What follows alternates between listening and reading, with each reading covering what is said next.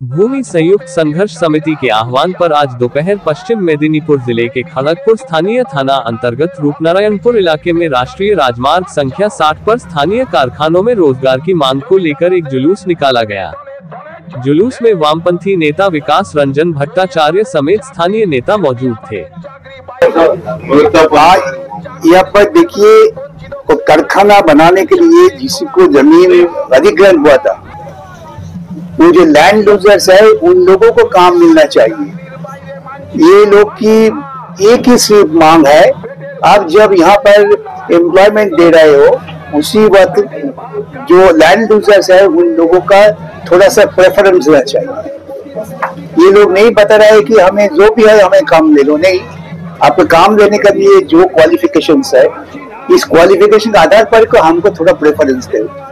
और एक भी मांग हम कर रहे हैं, ये कारखाना वालों की जिम्मेदारी है ये आम लोगों को ट्रेनिंग देना, ये भी जरूरी है। तो कारखाना वो चलाएंगे आराम से जब ये आसपास का आदमी, आसपास के लोग उनका पास होगा, सहायक होगा, इसीलिए इनका भी ट्रेनिंग जरूरी है। आंदोलन कब तक चलेगा? आपको बता दें। आंदोलन तो चलेगा, आंदोलन तो चलाना पड़ेगा जब तक ये लोग सोचेंगे कि हम लोग बाहर को आदमी को एम्प्लॉयमेंट देंगे, इस लोगों को नहीं देंगे, तब तक चलेगा। हमारा मांग सिर्फ वेरी रिजनेबल मांग है कि हमें जरा प्रेफरेंस दे।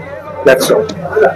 করছেন আমি তো বসন্তের কোকিলের মতো এসেছি, কুহু কুহু ডাক শুনিয়ে হয়তো চলে যাব, কিন্তু এই লড়াইটা আপনাদের জন্য যেমন প্রয়োজন তেমন প্রয়োজন এই মালিকদের জন্য। এই মালিক যারা আছেন বা তাদের কিছু কিছু লোক এখানে এখনো আছে, আমি জানি তারা তাদের গুপ্তচর বৃত্তির জন্য লোক পাঠিয়ে দেন, যেমন পুলিশের লোক আছে। সবাই শুন, জমি যারা দিয়েছেন তারা এই আশা নিয়েই দিয়েছেন যে ভারতবর্ষ এবং পশ্চিমবঙ্গের অর্থনীতির বিকাশ হবে। অর্থনীতির বিকাশ মানেটা কি? বিকাশের পকেটে টাকা আসা না মমতার পকেটে টাকা আসা? অর্থনীতির বিকাশ মানে হচ্ছে সাধারণ মানুষ তাদের জীবন জীবিকার ক্ষেত্রে একটা সুরাহা হবে। কৃষি নির্ভর অর্থনীতি আমাদের খুব বেশি এগিয়ে নিয়ে যায় না, সেজন্যই গ্রামের যারা চাষাবাদ করেন তারা তাদের ভবিষ্যতের কথা ভেবে কলকারখানার জন্য জমি ছেড়ে দেন। আমরা এ রাজ্যে দেখেছি, আপনারা দেখেছেন,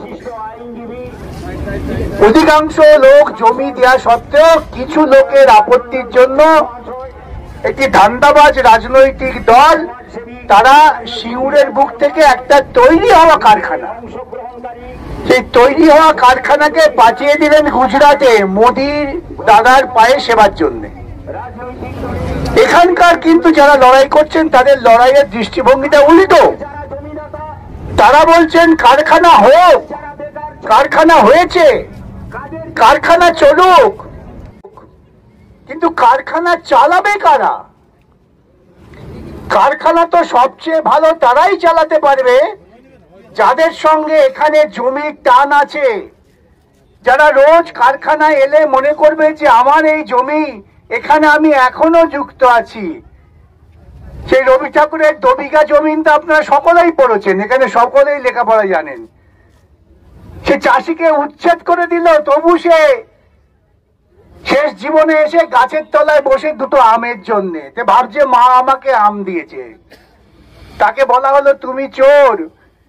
কবিতায় জমিদারকে বলছেন তুমি মহারাজ সাধু হলে আজ আমি আজ চোর বটে।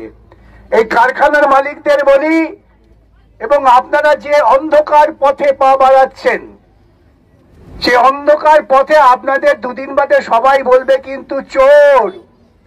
আপনারা চোরের সঙ্গে দোস্তি করছেন। আপনারা আমাদের কথা শুনুন, যারা জমি দিয়েছেন তারা আপনার কারখানার সমৃদ্ধি ঘটাতে পারবেন। যাদের সঙ্গে গোপনে চুক্তি করছেন, ভাবছেন টাকা দিয়ে তারা কিছু গুন্ডা পাঠিয়ে এই জমি হারাদের আন্দোলন দমন করে দেবেন, তাদের বলি ভাই চোখ কান খোলা রেখে কাজ করুন। এই রকম অনেকে ভেবেছিল টাকা দিয়ে চাকরি পাবো, চাকরি পেয়ে গ্রাম থেকে গ্রাম সিপিআইএম কে তাড়াবো, বামপন্থীদের তাড়াবো, সিপিআই কে তাড়াবো, এইসব তারা ভেবেছিলেন। আজকে তারা নিজেদের চাকরি বাঁচাবার জন্য কপাল ফাটাচ্ছেন, রাস্তায় রাস্তায় বসে থাকছেন, আর যারা গোপনে গোপনে টাকা নিয়েছিলেন তারা পিঠ বাঁচাবার জন্য পালিয়ে বেড়াচ্ছেন। এখানে যারা জমি হারিয়েছেন তাদের কাজ করবার হক আছে। আপনারা কারখানা করেছেন, এই কারখানার উৎপাদনকে বহাল রাখার জন্য আপনাদের দায়িত্ব আছে। এই দায়িত্ব এবং হক এই দুটোর যদি মিল হয় তবে শ্রীবৃদ্ধি ঘটে। আমি আপনাদের একটা উদাহরণ দিতে পারি আমার জীবনের অভিজ্ঞতায়। কলকাতা শহরের বুকে আইটিসি বলে একটা বড় কারখানা আছে, সেখানে এই কাটমানির লোকেরা জোর করে ইউনিয়ন দখল করে নিয়েছিল এবং কর্তৃপক্ষ ভেবেছিলেন ওই কাটমানিদের যদি আমরা সেবা করি আমাদের উপকার হবে। ধীরে ধীরে কারখানাটা শুকিয়ে যেতে বসেছিল। তারপর লড়াই করে সেখানে লাল ঝান্ডা শ্রমিকেরা কারখানা ইউনিয়ন ইলেকশনে জেতে ইউনিয়ন ইলেকশন বাতিল করবার জন্য ওই সরকার বাহাদুর, আপনারা মনে করেন সরকার আপনাদের, এটা ভুল করেন। সরকার, বর্তমান সরকারটা যার মুখ্যমন্ত্রী মমতা বন্দ্যোপাধ্যায় চোর বাটপাতদের সরকার, উনি কখনো সাধারণ মানুষের জীবন জীবিকার কথা ভাবেন না। উনি চান যে গোটা সাধারণ সমাজটাই চোর বাটপার হয়ে যাক, কিন্তু আমরা তো চাই না। আমরা তো শিখেছি যে আমাদের চিরকাল একসঙ্গে লড়াই করে বাঁচতে হয়েছে। যখন এখানে এত বড় রাস্তা হয়নি, যখন এখানে জমি প্রায় জঙ্গল ছিল, তখন জঙ্গলে অনেক তো সাপদও ছিল, তার বিরুদ্ধে আমাদের সকলকে এক হয়ে লড়তে হয়েছে। তারপর আমরা জমি জঙ্গল সাফ করেছি, চাষ করেছি, সম্পদটা আমরা তৈরি করেছি, ও বাবুরা তৈরি করেননি। এবং সেই কারখানা কলকাতায় যখন লাল ঝান্ডা শ্রমিকরা জিতে এলেন, কারখানায় নতুন নিয়োগ হচ্ছে, ভাবতে পারবেন পশ্চিমবঙ্গের বুকে, কলকাতার বুকে কারখানায় নতুন নিয়োগ হচ্ছে, কারখানা বাড়ছে। আর কারখানার মালিকেরা আমার সঙ্গে মাঝে মধ্যেই দেখা করে বলেন যে স্যার আপনি কিন্তু এখান থেকে যাবেন না। আমিও তাদের বলি আপনারাও কিন্তু পেছন দিকে হাঁটবেন না, সামনের দিকে হাঁটুন, আরো বেশি বেশি করে আমার ছেলে মেয়েদের কাজের ব্যবস্থা করুন। যোগ্য কে ঠিক করবে যোগ্যতার মান বলুন তো? এই যে আপনারা সবাই চেঁচালেন যোগ্য যোগ্য, সবাই যোগ্য, প্রত্যেকটা তরুণ যোগ্য, তার শ্রম দেওয়ার ক্ষমতা আছে। শুধুমাত্র স্কুল কলেজের ডিগ্রি যোগ্যতা নয়। তোমাদের যদি মনে হয় যে আমার নির্দিষ্ট একটু কাজের জন্য কেন ট্রেনিং দরকার, তোমাকে ট্রেনিং এর ব্যবস্থা করতে হবে। মালিককে দায়িত্ব নিয়ে আমার এখানকার তরুণ ছেলেদের ট্রেনিং এর ব্যবস্থা করতে হবে, এটাও দেশের আইন। এদের মধ্যে যে একটু বেশি দক্ষতা দেখাতে পারবে, সবাই তো সমান দক্ষ হয় না। মাঠে ফুটবল খেলতে নামলে 11 জন প্লেয়ার একসঙ্গে একই দক্ষতা নিয়ে খেলে না। কেউ একটু বেশি ড্রিবল করতে পারে, কেউ একটু বেশি ডিফেন্স করতে পারে।